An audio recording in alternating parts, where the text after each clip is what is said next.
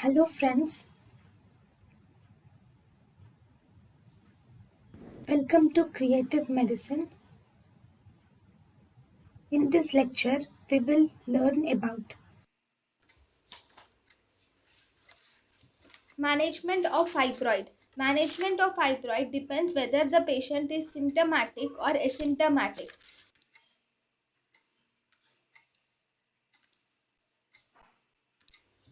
Management of fibroid. Management of fibroid depends whether the patient is symptomatic or asymptomatic.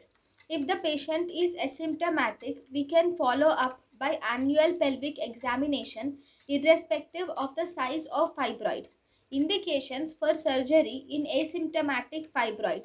In asymptomatic fibroid, surgery is indicated if there is torsion of pedunculated fibroid or if the size of the fibroid is increasing or if you suspect the malignancy. Second, if there is symptomatic fibroid. If there is indications of asymptomatic fibroid mainly includes torsion of the pedunculated fibroid, size of the fibroid being increasing, or if you suspect the malignancy. Management of symptomatic fibroid. The best management for symptomatic fibroid is the surgery. Medical management.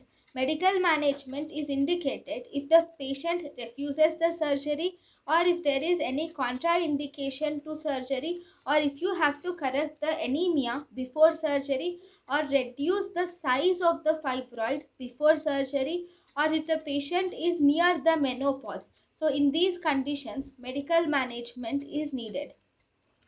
Uterine artery embolization or magnetic resonance guided high intensity focused ultrasound.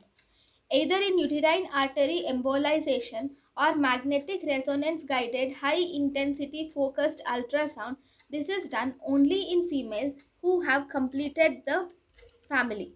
So, surgical management of fibroid. Surgical management of fibroid includes